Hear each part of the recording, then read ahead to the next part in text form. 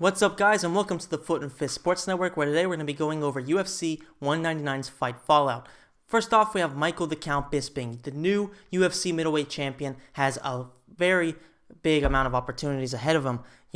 He's the first two guys that come to mind are Luke Rockhold and Jacare Souza. In particular, Luke Rockhold would be a very interesting matchup because of the fact that these guys have so much history and they absolutely dislike each other. They were completely talking shit about each other before their first fight, after their first fight. Same thing in the build-up to the second fight, and even in the post-fight press conference and after the conference itself, they were going at each other. So it would be a great opportunity for the UFC to cash in on a big trilogy fight, and it would be the best fight that the middleweight division could put on from a sales point of view. However, Jacare Souza also does present a good opportunity because of the matchup.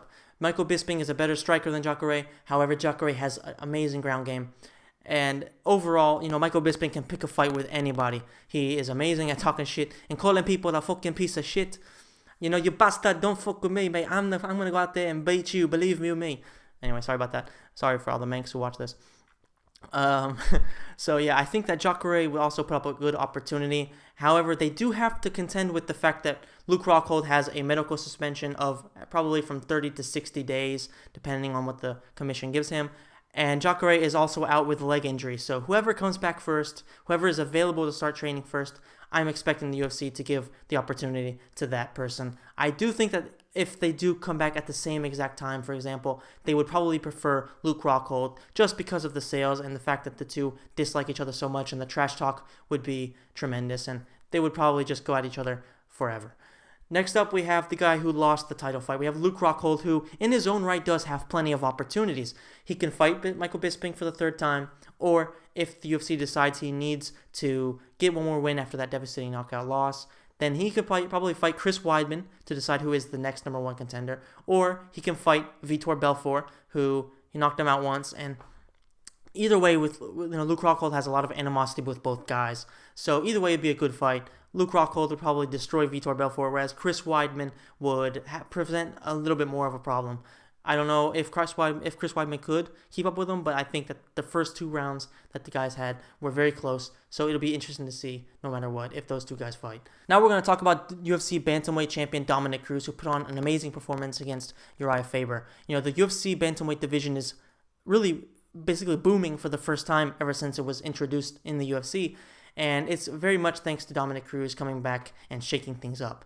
The number one matchup for him is the winner of TJ Dillashaw versus Rafael Assunção. Whoever wins that fight will be getting the next shot at the title. The UFC probably hopes that it's going to be Dillashaw because the two don't like each other.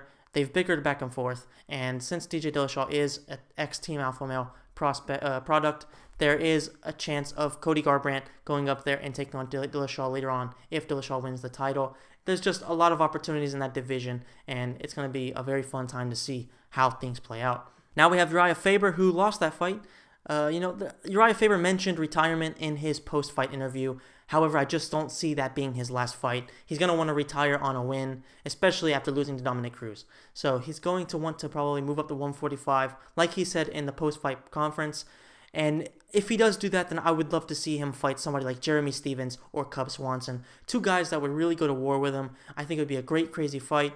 And if he were able to win against one of those two guys, he could, number one, reinvigorate his career, and number two, if he decides to retire, then he can retire on a win against a very tough opponent in a weight class, above where he's fought most of his time lately.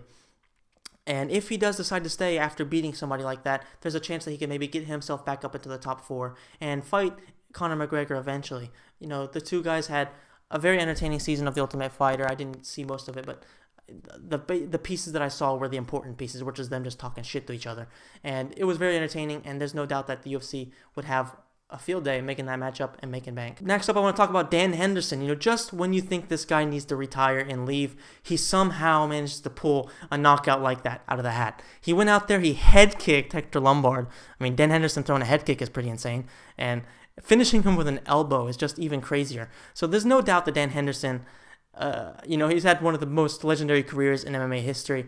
I hope to see him retire, because it's not going to be often that he gets a chance to retire on such a high note. You know, finishing a tough guy like Hector Lombard in that fashion is crazy.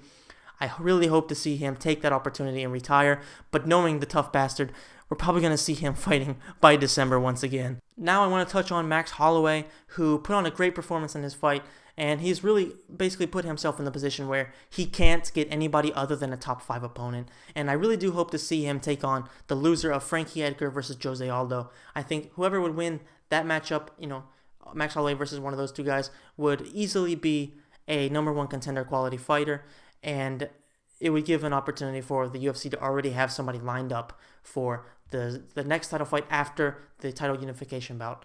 So I hope to see him fight one of those guys. Max Holloway is one of my favorite fighters to watch nowadays. He's improved so much since losing to Conor McGregor, and he's just so entertaining, and look out for him as a future #1 contender.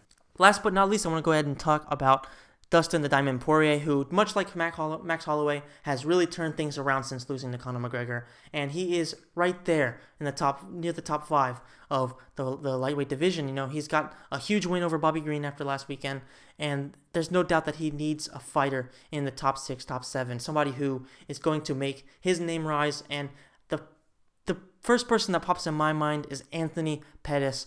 You know, Pettis is on a rough streak right now, and he needs somebody who is a little bit lower down the line than, say, the guys he's been fighting lately with top 5 monsters.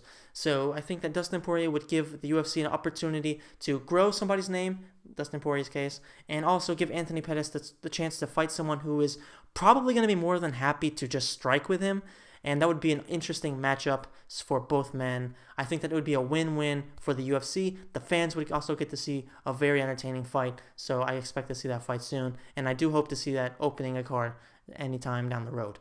Alright guys, thanks for watching the video. I hope you enjoyed it. Please let me know in the comments section down below who you want to see Dominick Cruz and Michael Bisping take on next. If you enjoyed the video, please hit the like button. Please subscribe to the channel. I'll see you next time. Thanks for watching.